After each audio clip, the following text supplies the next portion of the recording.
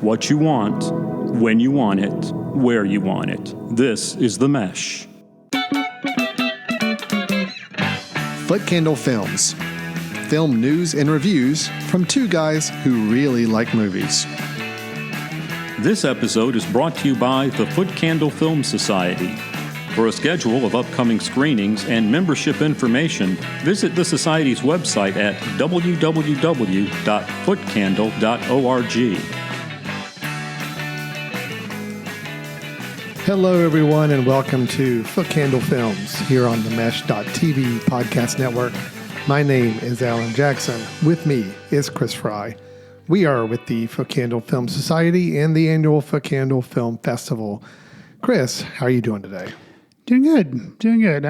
Looking forward to hearing your opinion about a movie. We had talked about the trailer, and we expressed interest. You were a little bit more hesitant, I think, about the film. So I'm interested to see what your ultimate feelings were on the film. And that film he is referring to is going to be The Naked Gun, the 2025 version, the Liam Neeson version. As he says in the film, the new version. That is the film we'll be discussing here on this show. We'll be having our review of The Naked Gun here in just a few minutes. After that, we have a couple of news items of some upcoming productions that we're finding kind of interesting, or at least wanting to kind of call out and discuss a bit. I think we have a trailer of a film that's a new film that we're going to watch for the first time and give our little quick initial reactions to.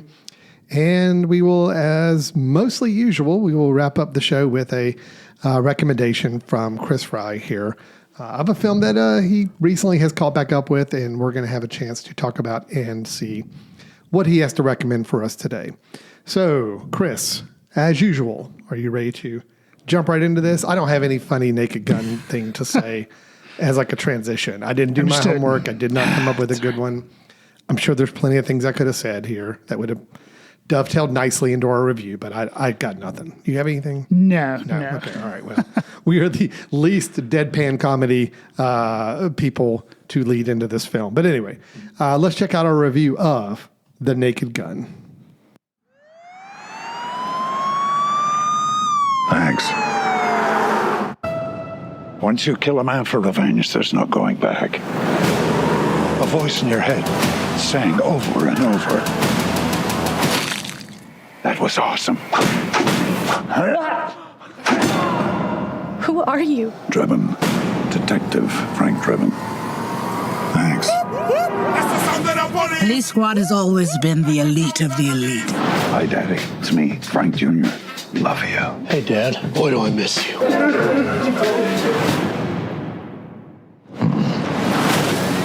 And you, Frank, are the best of the best. Need a bathroom. I need this one immediately. There's a line, man. Police business.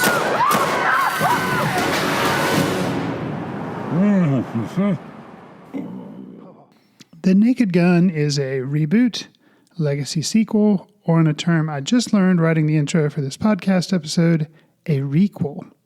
The original Requel? Yes, it's kind of combining the ideas of reboot and a sequel, so a requel. So it's which I can see. We'll get into what this film is. The original trio of films all starred Leslie Nielsen as bumbling detective Frank Drebin. In this film, Liam Neeson as Frank Drebin Jr. is the focus of the film, with Pamela Anderson playing the love interest, femme fatale type role, Beth Davenport, and Paul Walter Hauser as Drebin's partner, Ed Hawken Jr. These films, the Naked Gun films done by the Zucker brothers, who did The Airplane, and they were, they're kind of well known. They're like sense of humor, their comedy stylings. So with this film, the guy behind the wheel, which was originally when we talked about the trailer, what I was kind of excited about, Akiva Schaffer, who is 1/3 of The Lonely Island. The other two people being Yoma Takone, who I believe is a producer on this film. His name was in the credits somewhere, yes. Okay, yeah. And then Andy Samberg, who I believe was completely absent from this film, which I was kind of surprised. Did you notice his name in the credits anywhere? No, I did not. So I thought that was interesting. Other notable, Seth MacFarlane was also involved in this film, which my mileage with Seth MacFarlane, both as director and a writer, kind of vary. A lot of people love him. He's the guy behind The Family Guy. So we had talked about the trailer. I teased that in kind of the intro, or when we were talking in the intro, Alan. What are your thoughts? Just what are your thoughts? No fancy like transition into throwing the review to you, but what are your thoughts? That's fine. And look, I was at first excited about this film when it was first announced. The trailer came out, and I was a little less excited because I felt like there are two things that could be wrong with me seeing the trailer like I did. Okay. One, were some of the funniest moments in the trailer. Two, the trailer also seemed to have a lot of, seemed to be playing into kind of humor where it's trying to be reverent of the original Naked Gun trilogy. And I didn't know if that was really the approach they should be taking, where it needs to be a deference to that trilogy. Let's make the kind of jokes that they would have made. Right. And I don't know if that works for today's sensibilities and all. So I was skeptical. This film's okay. Okay. Unfortunately, the two things I just said did, in my mind, come true. I do feel like some of the best moments were in the trailer, so it was a little hurt some of the experience. And secondly, I do feel like that when the film is trying to quote, be a Naked Gun movie, I don't feel like it's successful because I feel like it's just Trying too hard. It's trying too hard. It's aping a lot of the things from the originals. Some of the same kind of gags that they kind of pull off. It felt very tired. Now, when the movie decides to explore its own level of humor and its own feeling, and there's one scene in particular that I will call out later that I think really leans into this. Okay. It's great. There are some moments that are really funny, but I do feel like they're very few and far between. And I feel like it's when the film decides to embrace a level of absurdity that I don't think even the original Naked Gun would try to go to. So anyway, that's where I'm going to kind of leave that there. Okay. I thought it was fine. I thought it was fun. I had a good time with it just because I am a fan of this kind of dumb slapstick humor. You know, I the original Zucker Brothers films, The Airplane, The Naked Gun. I'm a fan of all that. So it was a nice callback to that. It was a reminder of a time when you could go to a movie theater and just see a really dumb movie with really dumb jokes and laugh for an hour and a half. Yeah, I did my fair amount of chuckling. I did enjoy it for what it was on the surface. But I will say, I know the parts when this film works, and I know the parts when it doesn't for me. And I think it's a very clear line that I'll describe in a little bit. So with that being said, Chris, what are your thoughts on The Naked Gun? So went to see this film on Saturday, and already on Friday, the day it had come out, and Thursday, because they have previews and stuff, there were a lot of rumblings on, oh, this movie is so good. It's better than the originals. This could be a return to big budget studios being willing to spend lots of money because we have a big cast here. There are lots of names involved, willing to spend a lot of money on comedies. Because, things have shifted recently in the silver screen landscape towards horror movies are one thing. If you get comedies, there's like just the romantic comedy because then you're getting both the ladies and the guys at the same time because they want to see a comedy. The girls want to go see something romantic. So this being a sole comedy, I think, is kind of risky. I want it to do well for that reason. Yes. And agreed. Actually even riskier, I think, in my opinion, because it's a PG-13 comedy. So you're straddling that line of, okay, going to be some sex jokes in here so the adults think it's funny, but yet we're going to keep it just under the radar of going too far for being an R and keep it PG-13 so we can get like teenager audiences, some people that just think car doors hitting people in the face is funny. We're like, okay, well, we'll do that because that's not going to skew us rated R. And there are other, like, as you said, kind of just outright silly things that the Naked Gun, the original movies did. And they, just like you say, slapstick humor, not, perverse humor or anything like dirty joke humor or anything. So I think I'm on the same page as you. I'll be interested to find like the things that you think that really worked and the things that didn't really. As with everyone, comedy, one of the hardest things I think to do, and mileage varies because it's like a joke is a joke, and one person can say, "Oh, that's just stupid," and somebody else can think it's like the funniest thing they've ever heard. Right. So it's hard. But like you with this film, I felt sometimes that I didn't really think about it, the struggle being it was trying to be too reverential, but I think that does make sense because sometimes it's like, and there again, I'm no longer a middle schooler like I was when I saw the other. So I think that has a lot to do with it where like, I'm just so happy to be in a theater and see a comedy when I'm a kid. And I'm like, oh, this is funny. And it's like, I feel like I'm getting away with something because some of the jokes are a little bit more adult and you're like, ha ha ha. And you feel like you're getting away with something. Whereas now, in a way, it's like, yeah, this is okay, but I was expecting more. But it's like, but I admire this for what it's trying to do. It's just trying to be a comedy. It's not trying to be something very simple that occurred to me right off the bat was the bad guy in this film. There's no mystery. Immediately who. So this isn't trying to be like a mystery, and the whole thing is, trying to go along with Frank Drebin Jr. trying to figure out who the bad guy is. Nope, it's pretty well, and they even spell it out the way they do it with the thing called I'm actually not gonna spoil it. But there's a discovery made in a bank vault, which you see the whole bank vault scene being set up in the trailer. So I'm not ruining anything there. But there's a discovery of a device in the vault, and you're like, awesome. And like, it's like, okay. That did kind of set a tone right away. I was wondering how quickly it was going to be that we were going to start to get the jokes. Right. Because there is a little bit of with the Naked Gun, I mean, it's like the originals. It's pretty much something funny is happening every 15, 20 seconds there. And I think that's something that people have mentioned about this franchise in this film. They don't care if every joke doesn't land because there's like immediately almost 15 Which seconds later. Because half the jokes that didn't really work for me or I thought were kind of didn't really fit or were a little lame, immediately there was normally something pretty shortly afterwards where I'm like, okay, yeah, that's pretty funny. That was good. Right. So yeah, I get the idea is that you just kind of machine gun out the jokes at such a clip that you're willing to take the hit and miss ratio, on that. Right.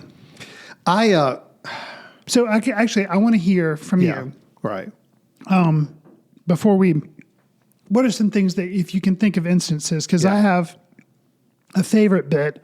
Yes. And then I have a bit that did not work, but I really admire the fact that they put it in there. Okay. I can't think of anything that really didn't work for me. Like, so I want to hear some, maybe I just didn't laugh. I was like, okay, that was maybe, like you said, too, but there's some instances of things that you felt were kind of too reverential or just I can't think of specific. Well, okay. For example, there is a moment. Yeah, it's so hard to kind of talk about. So there's a moment late in the film, where a extra in the film, just some random shot outside of a building, is running and trips and falls into the letters that you are made to believe are the actual subtitle letters. Oh, you didn't like that? No, I do. Oh, okay. I do like that. It's just, it felt like that was one moment where it's like, oh, well, we kind of have to have a joke like that in this film because that's something the original films would have done. Even though we really haven't done that kind of joke, anything like that, kind of breaking the fourth wall really this whole time. So it's like little things like that. It's like, I felt like they're funny, but they felt like, okay, this is obligatory. We have to do this. This is kind of our thing. Okay. So I'm not saying that the jokes didn't work. It's just the pacing and the way that they decided to sprinkle in these jokes that didn't fit some of the other tone of the jokes of the film. Let me just go ahead and say, sure, there was a scene in this film that I still think is one of the funniest things I've seen in a really long time. Okay.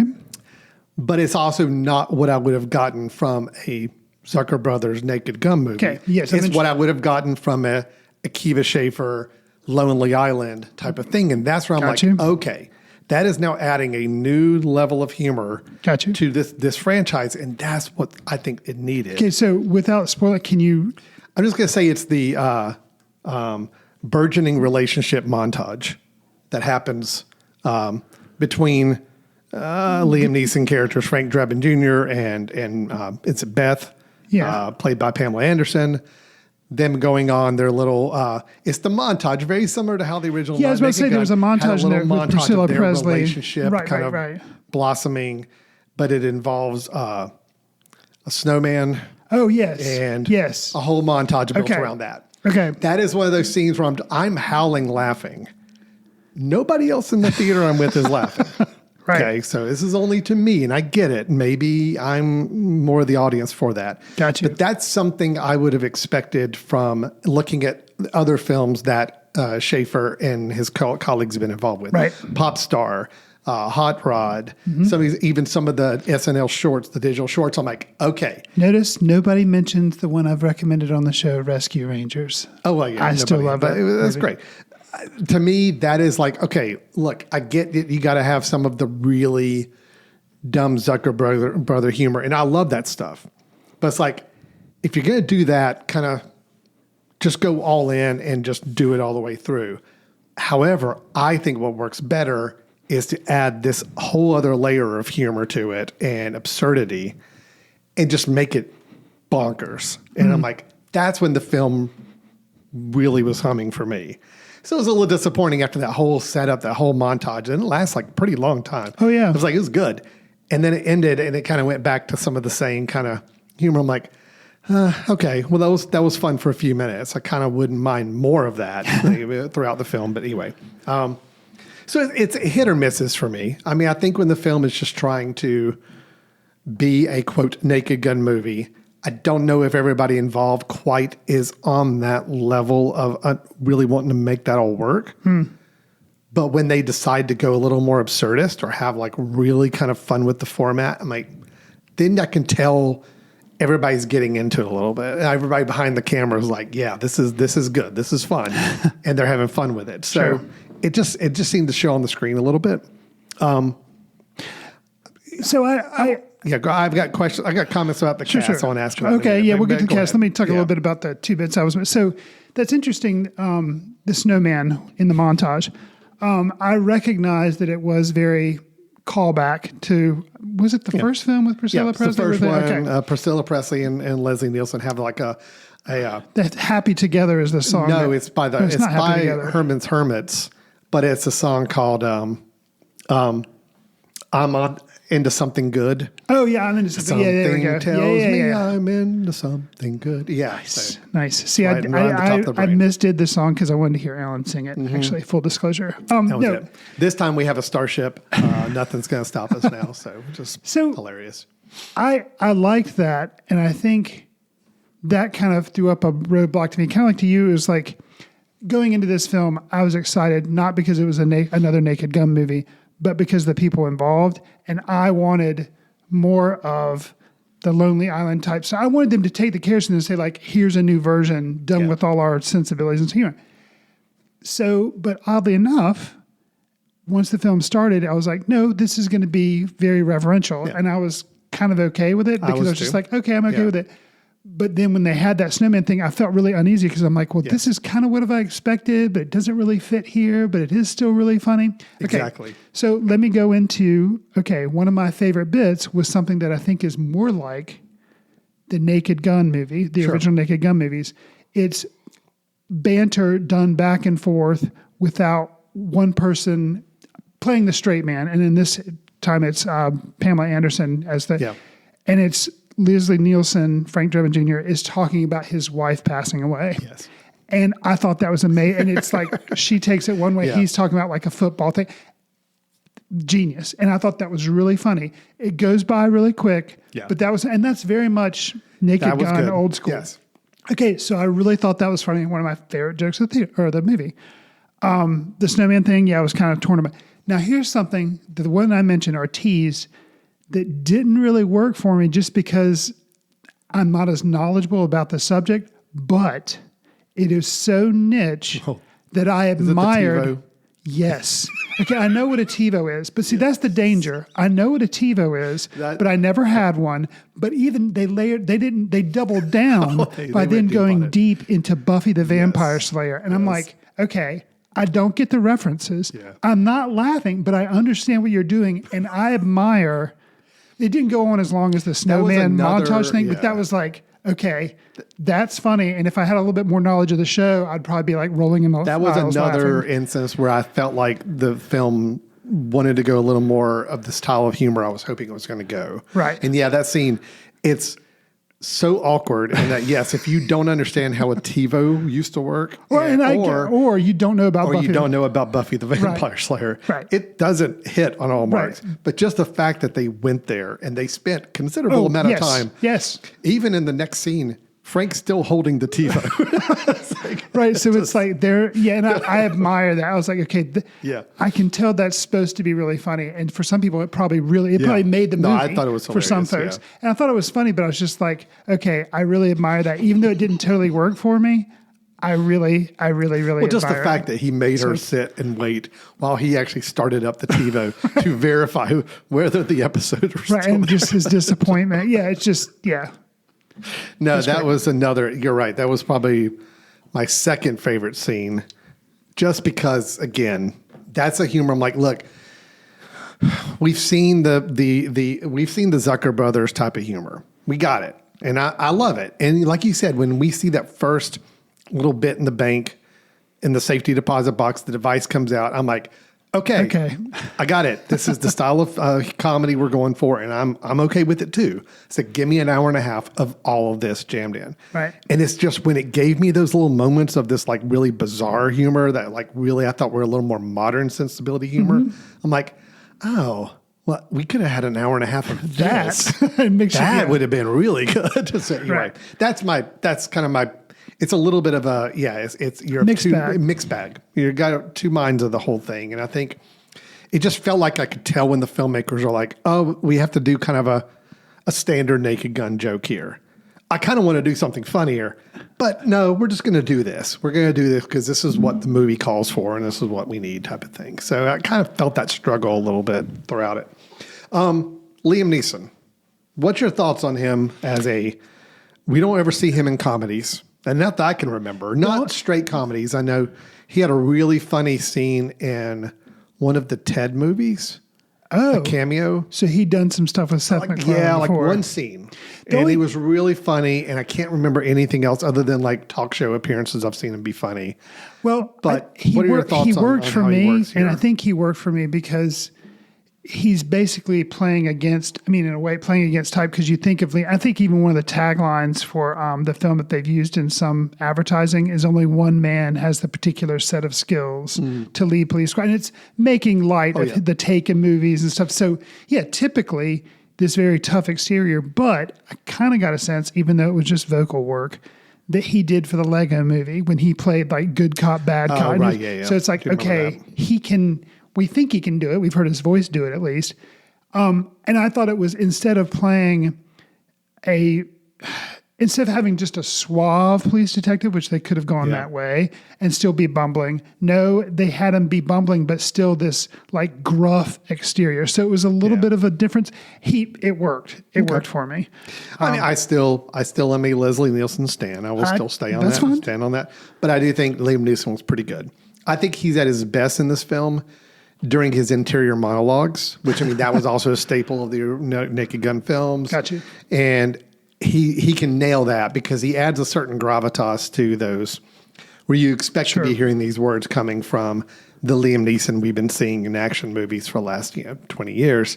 And that's where it really shines. And then some of the dialogue with other characters. I don't know if I got as much from the physical comedy from him. I don't know if it quite worked as well as Leslie Nielsen does with just that bumbling kind of falling into situations. And I don't know if that worked quite as well for me, but the dialogue scenes he has, like you mentioned, the one with several he has with Pamela Anderson, I think are really good. Well, I think the mere casting of Liam Neeson as Frank Drebin Jr., I feel like is a very Lonely Island thing. It's like that kind of like clever, like, okay, he's against type, but yet we know he can do comedy. And then like the monologues, which is something you kind of mentioned, those were very effective. It's kind of like the Lego movie type thing where he can really, utilize that. And so I think that was, and I wish I would have had more of that. Yeah. Like you said, kind of the Lonely Island cleverness in this iteration. A little bit of that. Police Squad. I will have to tell you though, I thought Pamela Anderson was amazing. I did too. I thought she was so good. And here's the thing. She fit perfectly. She knew the job. She just was so good. Did you ever see The Last Showgirl that came out? Okay. No. And, a lot of people were disappointed that she didn't get nominated for Academy Awards. I think she did get Golden Globe nominations for that. And And she was good. That the story is that, she's one of the Las Vegas showgirls. She kind of gets aged out. She's really sad about it, of course. And so interesting. Actually, odd too, David Bautista is in that film as well. So, so interesting. It hadn't occurred to me. But the whole time I was watching this film, I was thinking about actually The Last Showgirl because Pamela Anderson is so good in this. And I'm like, yeah, because I think, the lady can act and she knows what kind of movie she's in and she's okay with it. She is completely okay with it. She seems to be having fun. Liam Neeson seems to be having fun. And I'm like, yeah, but I think the fact that I'd seen The Last Showgirl I wasn't as surprised as I would have been if I hadn't seen that film. Does that make sense? Because I was like, no, she's See, I haven't seen her perform in anything recent at all. So this was all fairly new. And she has a jazz scene that was unexpected. Yeah. And I thought when it started, I thought was going to be really bad, but then ended up turning out to be really good. And I'm like, all right, she got me. She's good. Yep. And, look, Priscilla Presley in the original ones was her own thing. And I think that was a little more stunt casting just because of who she was. And all that. No, but Pamela Anderson did the job, and she knew what she was in for in this movie, and just seemed to have a really good time. And I'll even say there's a gag during the end credits with the two of them, and that to me felt kind of Lonely Island too. It was like using some technology, but it was just but it was really odd. But the way they did the fact that they treat it as absurdist as they did, kind of a throwback to an old motif of the closing credits of the old Police Squad movies and the TV show more in particularly.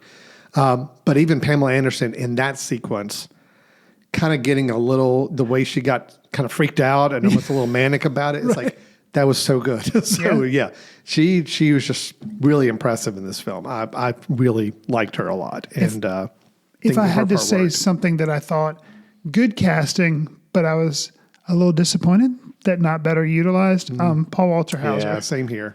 I saw he was in it, from the trailers and everything. I was like, oh, cool. But I guess the original character that was in the original movies, he is there kind of more as a straight man. So he doesn't have a whole lot to do. His partner is the straight guy, just kind of responding to everything that Frank does. Right. Yeah, and so Paul Walter Hauser as Ed Hawkins Jr. kind of had the same role. It was a little thankless. It wasn't terribly utilized. There was one scene I thought that he got to have some fun. It was serving beer at the UFC fight. That was okay. That was a moment. Like, give him a couple moments like that. It was funny. It worked. So again, as I'm sitting here thinking about it, there are some moments in this film that are really funny, and there are a couple sequences I think are close to genius. It's just they're filled in with a lot of very, I don't want to say it's tame humor, and that's fine, because if the movie wanted to lean in and just be the original Naked Gun humor the whole 90 minutes, I would have been totally fine with that. But it's just a shame when you could just see these moments of really great comedy today's comedy, just on the surface. It's like right there. It's like, oh, we got a great scene there, or we got this great moment. 90 minutes of that would have been amazing. That's why I think we can still look back at Popstar. Popstar is the closest film I can think of in the last, however many years. That is that joke a moment. It's both being satirical, but it's also just throwing everything at you humor-wise. And every scene, every line, every dialogue, there's something funny. And it gets ridiculous, and it gets over-the-top humor and all. And it's like, and that's definitely more where we are as a society comedy-wise. So the blending of it with this it created a little bit of an odd mix. A funny one, but just an odd mix. Right. And, but I will say this, Chris, I'm in a theater that's not anywhere near full. I was maybe a quarter or a third, not even a quarter, a fifth full. And I was laughing at some of the things I've already detailed, the snowman montage, the TiVo thing. I'm laughing at all those. Nobody else is, but all of the very, very Naked Gun-ish humor was getting tons of laughter. So maybe I'm the guy that's off in all this. Maybe I'm the one that wanted something different for this film. And everybody else is like, nah, we got what we wanted and we loved it. So I don't know. Maybe comedy is very subjective. You're right. And it is very, very subjective.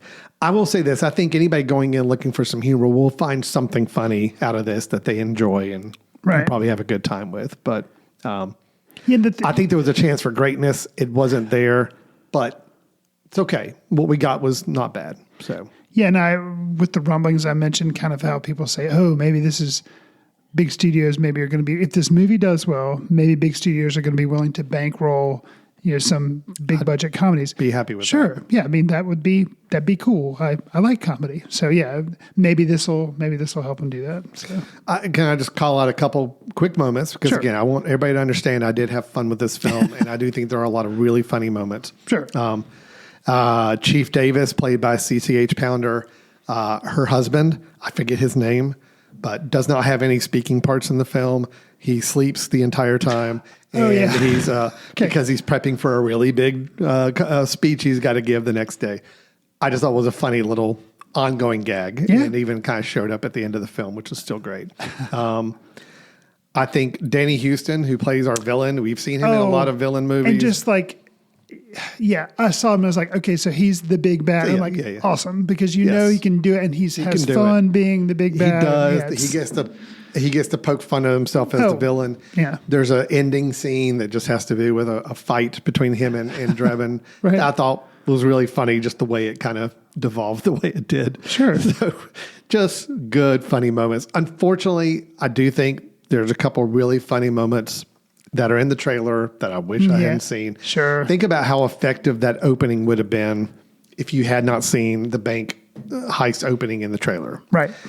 For me, and maybe this is just my juvenile side of my humor, how effective the infrared binoculars from across the room or across the street would have been, again, if I had not seen it in the trailer. Right. Now, granted, it did go places that got funnier as it went along, and I did appreciate that. But even the whole concept probably helped the film earn the PG-13 rating. Oh, yeah, absolutely. Right. But how funny would it have been if I hadn't seen that in the trailer and been presented with that whole sequence? It would have been hysterical. Right. So, trailers, man. We continue our love-hate relationship with trailers. And this is a perfect example of it. But comedy is just...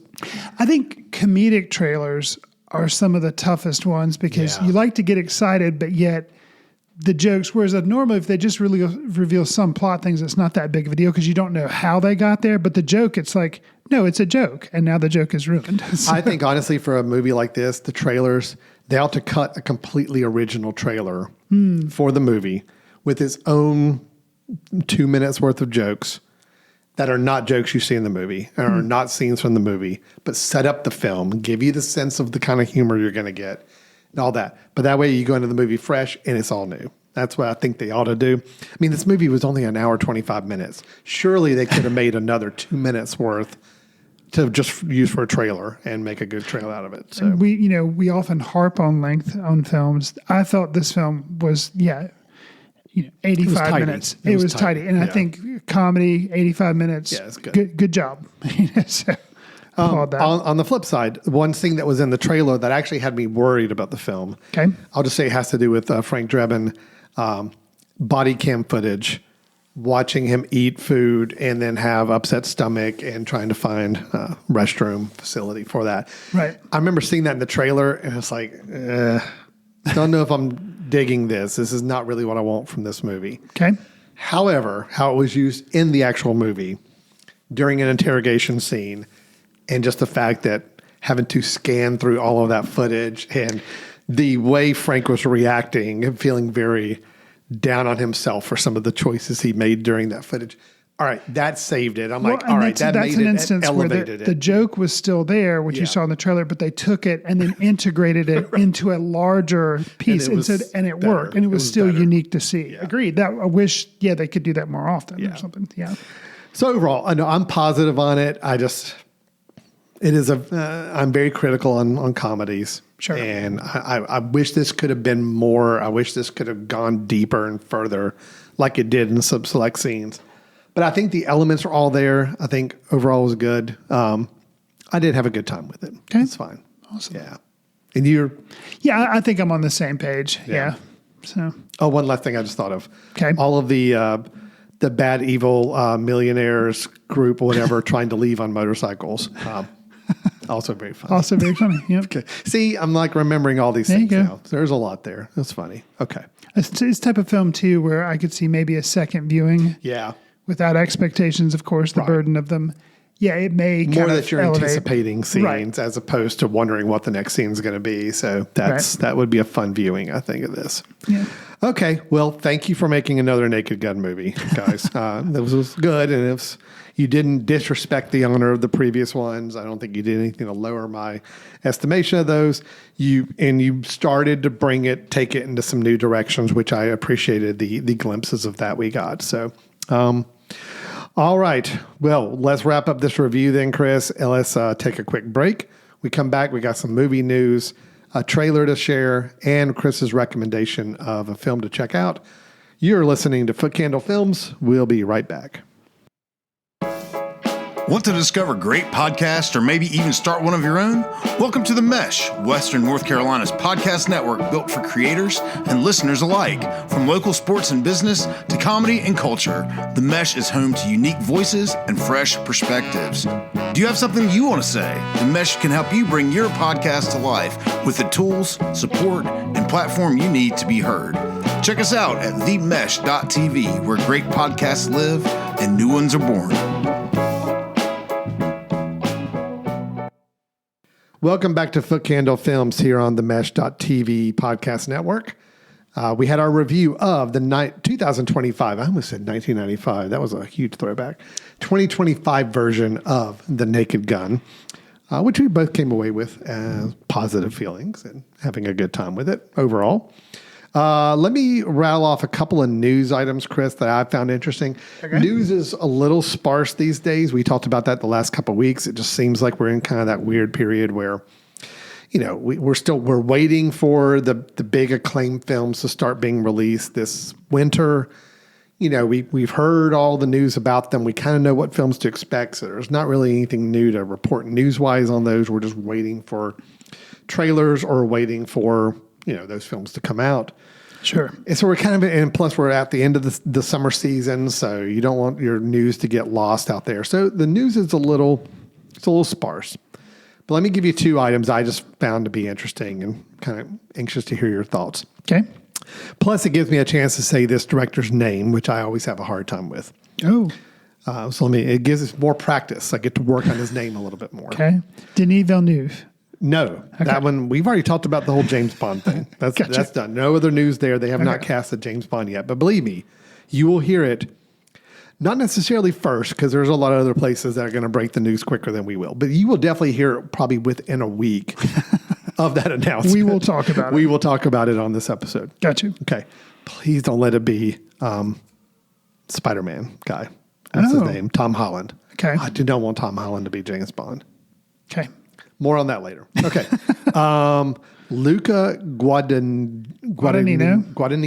Mm-hmm. Did I get that right? Guadagnino? Yes. Okay. Luca Guadagnino has a new film coming out for Amazon MGM Studios. Okay. My understanding is this film is supposed to be released. It's going to premiere at the Venice Film Festival. Okay. And then go to theaters and then go to Amazon? I'm sorry. No. Back up. Guadagnino has a film called After the Hunt that is coming out October 10th. Okay. We have mentioned that one briefly. That one is starring Julia Roberts, Andrew Garfield, and Ayo Edebiri. That is going to be coming out October 10th. Okay. However, this is about another film. Okay. Because Guadagnino is pretty prolific. He's working on a lot of different films. This one is a film called Artificial, and I do not have a date for this one release. Okay. The reason this news came about is they announced that Monica Barbero has joined the cast. Monica Barbero played Joan Baez in A Complete Unknown. Oh, yeah. She was also in Top Gun Maverick. She's done some other work. She's been cast in his newest film. Andrew Garfield will also be in this film. So Andrew Garfield's going to be a twofer with Guadagnino, both in After the Fall and then this one. And what I thought was really fun and interesting, Yuri Borisov, who was in Anora. He played the kind of henchman. Henchman, yeah. And Anora is also going to be in this film, along with Jason Schwartzman, Cooper Hoffman, and Cooper Koch, who I do not know who that is. Ike Barinholtz is in Remains to also join the cast as well. That's from the studio. Yeah. That's an interesting cast. Well, wait till you hear the actual premise of the film. Okay. It is described as a comedic drama set in the world of artificial intelligence. Okay. And supposedly it is based off of the company OpenAI. And Andrew Garfield is supposedly playing a character much like Sam Altman, who is the CEO of OpenAI, the founder of ChatGPT, and kind of a leader in the AI space these days. Wow. Okay. So Guadagnino doing a comedy, not a genre I don't think he's ever done Well, before. you could argue that, I could argue that Queer was some comedy elements to it in that same vein, you know? Yeah. Okay. I guess in a and then you sense. could also argue that, people claim that the tennis movie. Oh, Challengers. Challengers. Yeah, okay. I think it's easy to say as a comedic drama. I guarantee it's going to be tone-wise very similar to those, and that it's going to be a drama, but with some comedic tones to it. Gotcha. And situations. Well, and when you read off Jason Schwartzman, that took me by surprise, but then it shouldn't have because, he was in Queer with Daniel Craig. Correct. So, I guess there again, that movie was so odd because it was like a biography of William S. Burroughs, but it wasn't because it took it was so strange. But Luca Guadagnino does kind of strange movies. He did the one with Timothée Chalamet about the cannibal dude. Yeah. Bones and all. Yeah. So it's like, so I guess it shouldn't surprise me that this is based off a real thing, but yet it's got a very social networky feel to it in that it is based off of a truth story. Right. Supposedly Garfield's going to be playing Altman. This is what it's saying. Variety is actually saying Garfield has been reported to be playing Altman, Sam Altman, CEO of OpenAI, with the Anora standout, Borisov, as Skuskaver, who was also an OpenAI co-founder and who more recently led the movement to try to get rid of Sam Altman. That was actually in the news in the last couple of years. Okay. So they're trying to do a rip from the headlines kind of a real story about this, but sounds like giving it a bit of a comedic edge or a little more of at least an absurdist edge to it. Anyway, I'm extremely curious. Now, I was already very curious and interested in his other film that I mentioned, The After the Hunt, because I think that one... Now, what was the plot on that? Yeah, we talked about it briefly, but I understand we've all slept since then. Sure. I remember us talking about a film, but I couldn't remember. And I remember the people involved, but I don't remember the plot line. Yeah. Hold on. I'm looking it up because I do want to recall what that is. The title would make me think it was something like a rich people thrown on an island and they're hunted, or vice versa. They take a bunch of people, throw them on an island, and the rich people hunt them. So No, I remember now. But what is a college professor is forced to grapple with her own secretive past after one of her colleagues is faced with a serious accusation. Got you. Yeah. Again, Julia Roberts, Andrew Garfield, Ayo Edebiri. Michael Stuhlbarg is going to be in this. Chloe Sevigny is joining the cast. So, no, I'm very excited about that film. It's going to premiere at the Venice Film Festival, I think I said in October. Okay. It's supposed to be released North America shortly after that. So we got this fall or winter it's going to be released.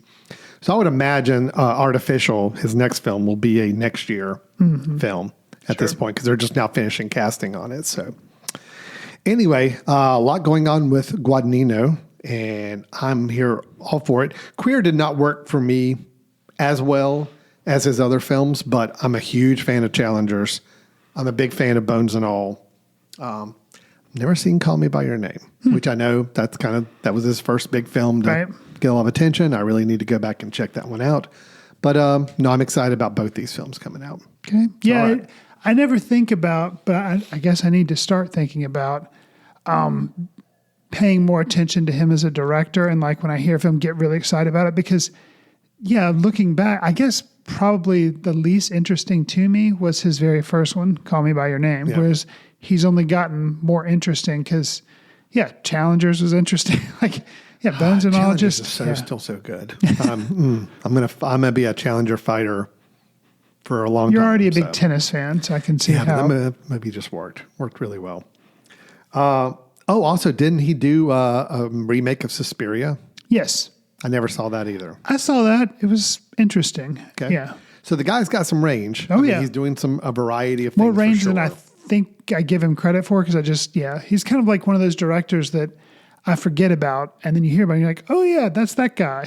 So I should be more up on his stuff. Well, he's in that echelon of films of directors right now that I am honestly curious and eagerly anticipating any film he puts out now. He's kind of in that group for me of Paul Thomas Anderson's still that way for me. Wes Anderson is still that way, although, I'm overall still pleased with Wes Anderson's output, but he's still in that level for me. I think David Villeneuve is in that group as well. Okay. His James Bond is going to be very telling for me on that, but we'll see. Sure. Speaking of James Bond and the actor I don't want to play James Bond. Poor Tom But Holland. I am happy that this film he is going to be in, that he is playing. There is a new Spider-Man movie being made. Okay. Starring Tom Holland. Okay. Which I like Tom Holland as Spider-Man. Please stay in that lane. Because you were never... You are not James Bond. You didn't really like Tobey Maguire. No, I didn't. And I don't remember how you felt about all right, Andrew so Garfield. here's my take on Spider-Man actors and characters. I have a very specific theory on this. Got you. I really liked Tobey Maguire's Peter Parker. You just didn't like hated his Spider-Man. Okay. Like when he puts the mask on and the personality you're supposed to exude. When you play that character, that was not him. Got you. Andrew Garfield, I really liked his Spider-Man. But his Peter Parker annoyed me. His Peter Parker was too cool. His Peter Parker was too hip. And no, I don't like that. Okay. So if you could have merged those two together, you could have had a really great And that's character. who you get with Tom Holland. Tom Holland, I think, is a good balance of the two. I think he gets both sides right. Okay. And it works. So we do have, we reviewed the Fantastic Four movie last week. Yes. Right now from Marvel, there's not another movie coming out from Marvel until next summer, which is the new Spider-Man movie. Okay. So yeah, we have a year without any new Marvel movies at all. Wow. Which some people may argue that that's good. Fantastic Four, unfortunately, kind of cratered out second weekend on the box office, which has been kind of par for course for these Marvel movies. Not a great sign for Marvel. Again, even though it got pretty good reviews and had a pretty good opening weekend, it dropped off significantly, which is a shame. So they're going to still be licking their wounds from a studio standpoint, but they've got a year now to kind of build up for Spider-Man. And they started almost immediately, like even some Instagram little clip videos started going out this weekend from Marvel and even from Tom Holland, like teasing what the costume is going to look like and trying to build up some enthusiasm. I think they're needing that year to build this enthusiasm up. So the reason I wanted to bring up this movie is that they've made a couple of announcements about cast. Okay. And unfortunately, it's not any new cast. It is bringing back characters that are going to be featured characters in this film. Okay. So that seems to just kind of be the way you do it. Is any of these Spider-Man films, you got to have like some big co-star, you got to have some big name in the Marvel universe kind of playing a part in the film. In this first movie, the Tom Holland movie, we had Robert Downey Jr. played Iron Man in it quite a bit. That was Homecoming. Okay. Then we had Far From Home, which was the one that had Nick Fury all throughout it, like Samuel Jackson playing Nick Fury all the way through. Okay. But that was the Mysterio one, the one with, what's his name playing Mysterio? Jake Gyllenhaal. Jake Gyllenhaal playing that. And then the third one was obviously the one where they brought in everybody. And they had Doctor Strange was the big. Doctor Strange was kind of the big featured co-star or guest star. But that was also the one where they brought in all the multiverse or Spider-Man, which whatever. was a mess to me. I agree. You and I are on the same page with that, where we were not the big, even though everybody loves that movie, and it's like considered one of the best Marvel movies ever. I'm like, ooh, wow. No, I thought it was a mess. I thought it was overdone, overcooked, way too much going on, too much trying to squeeze in. Just didn't work for me. Yeah, so for me, this film can only go back up in my estimation. Well, from where keeping Spider-Man, in mind that movie, the one thing I did like about that movie is the way it ended. It was like a nice little epilogue ending where it's like, okay, if you remember, No, I don't. Doctor Strange made a spell where everybody forgot who Spider-Man was. Okay. So Peter Parker is now in the city. He's got his own little apartment. Nobody knows who he is. Nobody knows that he's Spider-Man. Nobody even knows who Peter Parker is. And it's him on a rooftop. This is the last shot we see with kind of a throwback Spider-Man costume, not an Iron Man looking one, no gadgetry to it, just him with a cloth costume jumping around on the rooftop, swinging around. I'm like, okay, if that's what they're kind of saying, this is kind of a reboot Reset. of it. Let's get them down back to basics. Let's make it a little more of a human story instead of this big multiverse cosmic thing going on with Spider-Man. I'm all for that. And him kind of rebuilding new relationships because nobody knows who he is. That's good. Another thing that has been teased about this new movie that's got me excited. So there was a character, Chris, introduced in the first one, Homecoming. Okay. Played by, Michael Mando. His name is Mac Gargan. Okay. We only meet him briefly. He had some relationship with the Vulture, played by Michael Keaton. Michael Keaton. And we see him in like one of the little post-credit scenes where he's talking to Michael Keaton about who Spider-Man is.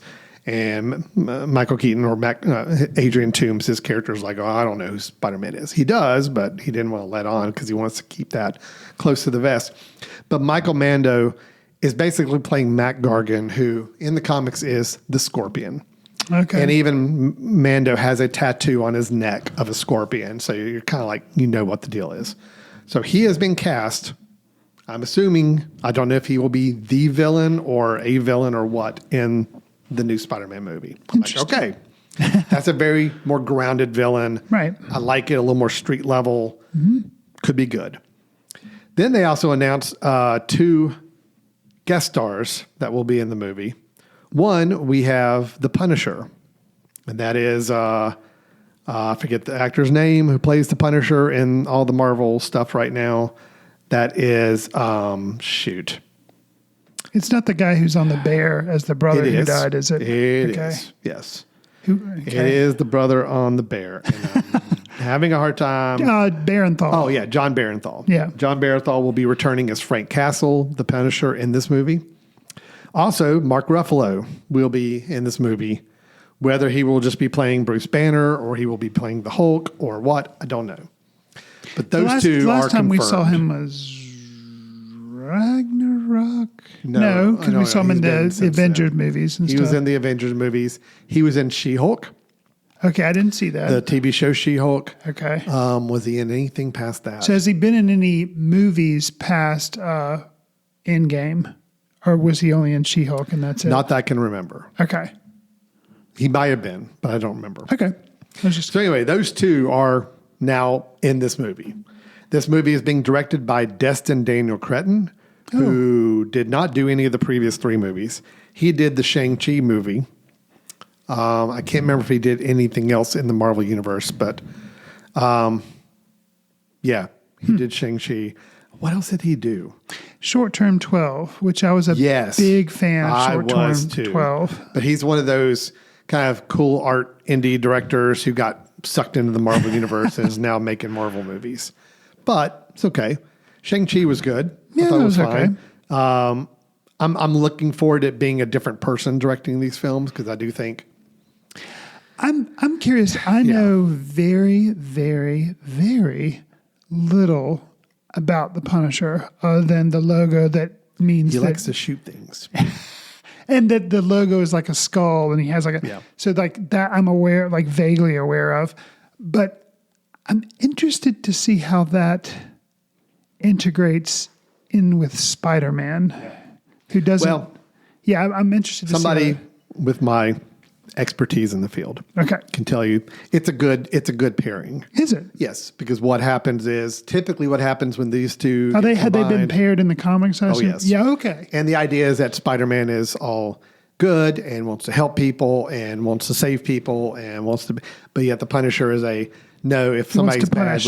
we kill them. So it's there's a kinda- little bit of it's a Superman, Batman type a situation. little bit of that, yes. Okay. And it's a good pairing. I thought that pairing was really interesting. I'm like, if you're going to put him back on street level type of work and have him like dealing with more grounded, threats, yes, have him do a little balance against the Punisher, who's maybe trying to do the same thing but with different motives or different methods. Interesting. So, yeah, I actually like that a lot. I don't know about the Hulk, Mark Ruffalo thing, whether that fits or not, but again, as long as the movie can just stay, I just need it more grounded.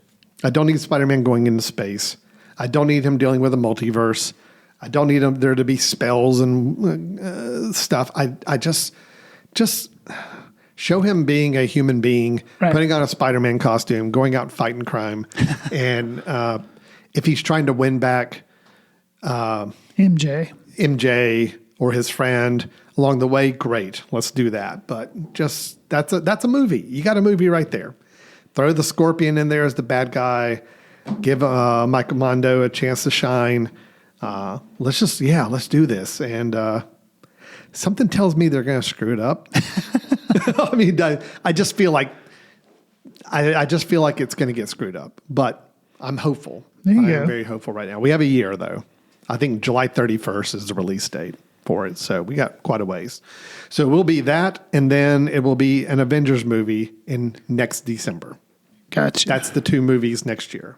So next summer, 2026 summer, and then 2026 holiday season. Correct. Okay. Yep. That is what we have on tap for this next year with Marvel. DC, I don't even know what their plans are, like what's their Post next Superman. movies. I don't think they've even announced any official dates of new movies or anything, have they? I mean, not that I can think Not of. that I'm aware of. Yeah. So anyway, interesting times. Sure. Interesting times. Okay, Chris, that was all the news I had to share. Felt like I maybe rambled a little bit. My apologies. Might have taken a little more time than I wanted on that. But we do have a trailer we want to share Yes. for everybody.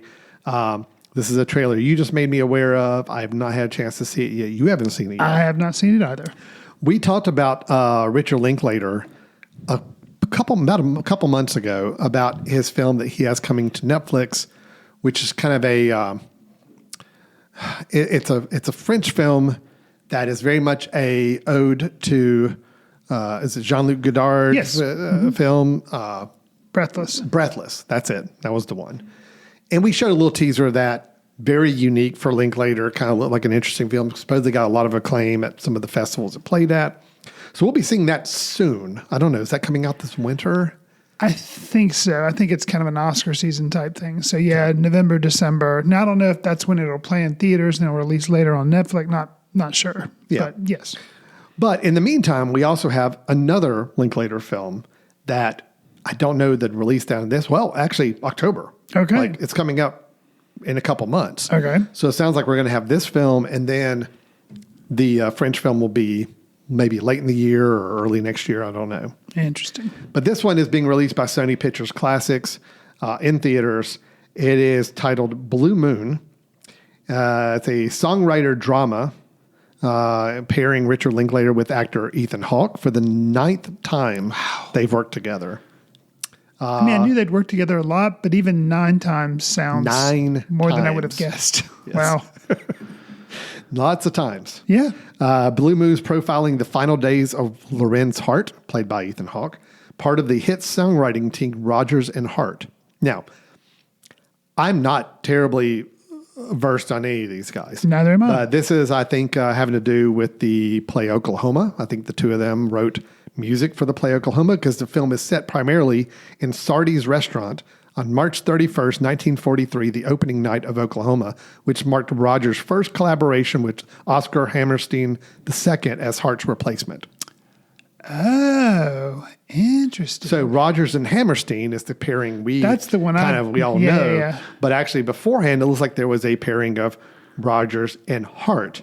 Hammerstein's replacing Hart in this film taking place the night Oklahoma is opening, which was the first Rogers and Hammerstein collaboration. Got you. But Hart is now on the sidelines, and it sounds like we're dealing with what that means. Wow. All right. Sounds like a sad film, possibly. Very much a niche film. I think Sure. Dealing with a very specific time period, very specific set of people. But we also have Margaret Qualley in this, as well as Bobby Carnival and Andrew Scott. So very good cast, very interesting cast. So what do you say? Let's take a look at the trailer and see what we have in store with this film. Let's watch the trailer for Blue Moon.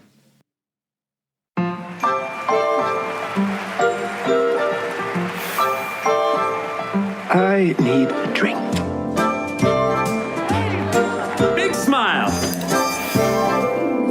We write together for a quarter of a century, and the first show he writes with someone else is going to be the biggest hit he ever had. Am I bitter, Larry? Yes. For over 20 years, Hart and his partner Richard Rogers created a string of hits. I want 10 copies of that. Write me a check. Such as My Funny Valentine, The Lady is a Tramp, and Blue Moon. Your work is brilliant. That's not the problem. No, I'm not drinking with you, Larry. They should put my picture on that bottle. The whiskey that made Lorenz Hart unemployable. I think we should be dreaming about new Rogers and Hart, something people haven't seen before, something big. We have to work like professionals, Larry. It's a business. That's all. Elizabeth. All right. Well, that is the trailer for Blue Moon. Okay. Now I've got a little more understanding of the story and background. That's good. Okay. I am heartened by the fact I saw the words witty at one point on the screen. I was like, okay, so it's not just going to be this depressing thing about how this guy got left behind. It looks like there is some humor there. The guy himself, I think, has a little bit of humor about him, about the whole situation.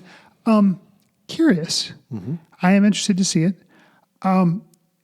It's rated R, which I'm wondering where that comes from, because the preview looks like it could have very well easily, and maybe, I'm assuming it's probably language, I guess, but it looks like a very kind of straightforward, could almost be like a PG-13 film. But yeah, R. So I was like, okay. I think it probably, but maybe just skew more towards adult, because kids aren't going to want to sit there and watch this film about the making of Oklahoma. Yeah. So fair enough.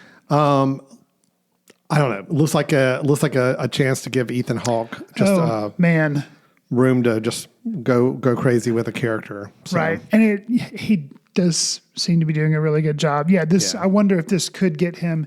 Has he ever been nominated for any Academy Awards? I feel like he's been nominated He's for been in something, so many films. He's never won anything for sure. He wasn't, was he nominated for Training Day? I know Denzel Washington was. Maybe so. But I don't know. I don't know if I don't think he's ever won an Academy Award, but it would be interesting to see if this is the film where he gets a nomination. I will be able to tell you shortly. I like Ethan Hawke. He's been in a lot of really good stuff. I do too. And, I think he's one of those actors that's just always just kind of been right there. Yeah. Like in interesting projects, getting a lot of acclaim, but yet never kind of bumping up to that level where it's just, he's not a box office draw. He's not somebody that people like clamor to go see the movies. But they're always good. Let us all remember, he played the villain in Moon Knight. He did. He was pretty good too. Just throw that out there. Dude. I still like my Moon Knight. The Oscar Isaac, which was also a big name, but it was a TV series for Disney that they did. So he got nominated twice. Okay. For actor, Best Supporting Actor in Training Day. Okay, Training Day and Best Supporting Actor in Boyhood. Oh, okay. Yeah. Okay. He also was nominated for Best Adapted Screenplay for both Before Sunset and Before Midnight because he helped write the adapted screenplay. Got you. Yeah. So that was his, never won anything, but has been nominated technically 4 times now. Okay. For Oscars of one caliber or another. Gotcha. So, yeah. Fair enough. No, this has got very much it's a Richard Linklater talkie film. Like a lot of people talking, which is great. I'm all for it. I love a good Linklater talk film. Like, That's why I enjoy the Before trilogy so much. Sure. It's just two people talking. It's like we're kind of channeling that into a more real life, a true life story. And I like the fact that it seems like the film is all happening kind of in one setting. Yeah, single location. I love that as well. So bring it on. Yeah. So okay, now I'm very excited now for Blue Moon. And if anybody can handle Linklater dialogue, it's Ethan Hawke. It's Ethan Hawke. Yeah, absolutely. And I think Margaret Qualley continues to impress me with the way she can handle material. I think she's a very good dialogue deliverer as well. Yeah, absolutely. Okay. So anyway, I'm excited to see this film now. Yeah. All right. So we only have a couple months to wait on this. I think October. Okay. I think we should start to see it around. So good. All right, Chris. Well, that is all the news we have. We have a trailer to play, a couple of news items we went through. So we're all caught up. We know everything that's happening in the movie business right now. So you're welcome, listener, for all the information we are sharing with you. But the last thing we like to do while we're sitting here together in front of these mics is to let Chris give us a recommendation of a film that he'd like to have us catch up with and recommend that we enjoy as well if we're looking for something to watch sometime soon. So, Chris, turn it over to you. What would you like to recommend for us this week? You actually have name dropped this film already on this episode. See, I was kind of afraid that maybe when I did name drop the film that I might have been spoiling a recommendation. My apologies. It's okay. This film came out in 2016, so it's almost 10 years old. It is a Lonely Island production. It is not The Rescue Rangers, because I've already recommended that on the show. Yes. Otherwise, that would be my recommendation. Because this is one of the more well thought of movies that I'm going to recommend. Pop Star, Never Stop, Never Stopping. I did just revisit this. Unfortunately, it may have helped contribute to my higher than fair expectations for The Naked Gun, because I saw this about the week before I went to see Naked Gun, or rewatched it. Right now, it is streaming on Netflix until October 15th, but then it's also on Peacock, so you can try to catch it there. And it's rentable probably all over the place. But yeah, this film worked because it was the kind of joke-a-minute pacing of Naked Gun type stuff, but it was all making fun of pop music. Yes. And it worked so well. I mean, and it was the thing where I'd seen it maybe twice and hadn't seen it in a long time. And then I watched it again, and I joked that I think pretty much really passed me by the first time with something as simple as he's making this comparison or something, and he says 30 seconds, like it's 10 seconds to Mars, and then the guy's like, no, 30 Seconds to Mars is a band, not a fact. Like because Andy Samberg's character is so dumb. Yeah. Like that Connor for real is just so dumb, and like he thinks it's a fact that it takes 30 seconds to get to Mars, and like that went by so quick. But I was like, that is hysterical, especially now we're even farther removed from where people talk about Jared Leto's band, 30 Seconds to Mars. But it's like, that's the kind of niche humor that just, man, this thing just nails. So, well, the thing is, as I look back at comedy, this type of comedy, I kind of consider it absurdist comedy, where it's like, reality doesn't matter. It's all about the jokes. It's all about the humor. It's all about, even like throwing you off, like, going off on tangents or doing random bizarre scenes that just are funny on paper and on even if it has nothing to do with the rest of the movie. I mean, a pack of wolves attacking during Seal. Attacking Seal, the artist. Right. Little things like that. Just even if you describe them, just sound so ridiculous, but yet they work in the context of this movie. It's why when I look back, and we kind of going back to our review of Naked Gun, sure, Airplane, kind of set the standard when it came out. It's like, all right, we're just letting everything go on the table. We are parroting disaster movies. Okay. Mm-hmm. Then Naked Gun comes around. We are parroting police procedurals and cop movies and cop TV shows. And we're going to do this whole thing with it. It's going to be ridiculous humor. I think a lot of time passed before we got really good one. After that, it was like a whole bunch of refreshes, Scary Movie, sure. Some of these types of movies that just didn't work. I felt like it was just cheap humor attempts. The ones where I think it started to get right again, I think Walk Hard, the Dewey Cox story, was very much in that vein, and that was parroting the biopics, the musical biopics. Mm-hmm. Then you get to Pop Star, and I think that's the next iteration of it, where it's like, yes, it's parroting a particular type of movie, kind of the parodying a biopic. It is still doing a biopic, just like Walk Hard was, but just more of that more contemporary biopic and more of that concert film / biopic type of mix. And so anyway, that's where the progression goes. I mean, I'm not saying The Naked Gun continued that progression quite as effectively, but Popstar was really a kind of a high standard for that type of thing. So it was funny. And then what was even more impressive to me are the songs. Lonely Island can make good joke, humor songs. And this film has several of them. And I'm just like, okay, so those alone, like that kind of carries the film, because years after I've seen the film, I still remember the songs. Oh, yeah. So, and actually, I remember it was at the time, but like even now, online culture has, only escalated to what it was in 2016.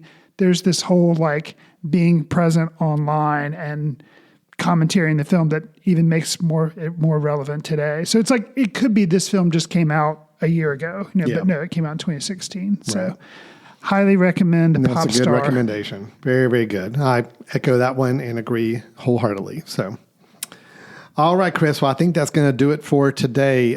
If anybody wants to talk with us about any of the things we've discussed in this show, or they'd like to get some information about our film festival coming up in late September, how can they do so, Chris? So if you want to get information on the show, or tell us what you thought of the film that Alan and I were just okay on, Naked Gun, you can send an email to info@footcandle.org. You can leave us a voicemail via the contact page on the mesh.tv website. Follow us on Facebook at Foot Candle Film Society.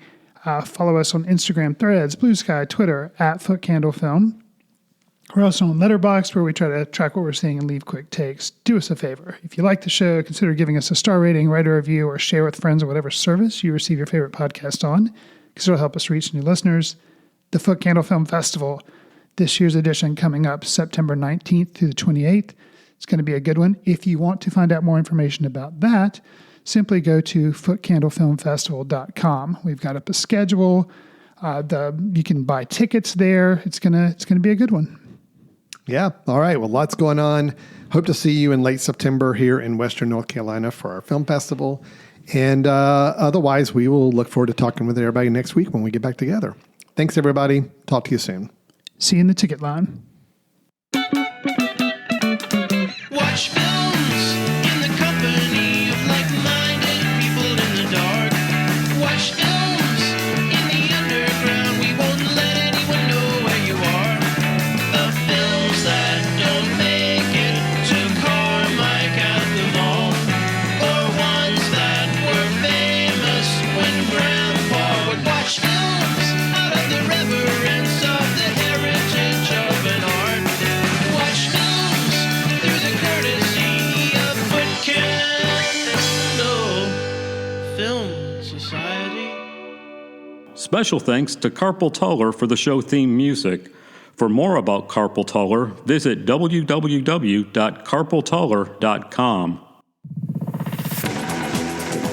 You've been listening to The Mesh, an online media network of shows and programs ranging from business to arts, sports to entertainment, music to community. All programs are available on the website as well as through iTunes and YouTube. Check us out online at themesh.tv. Discover other network shows and give us feedback on what you just heard.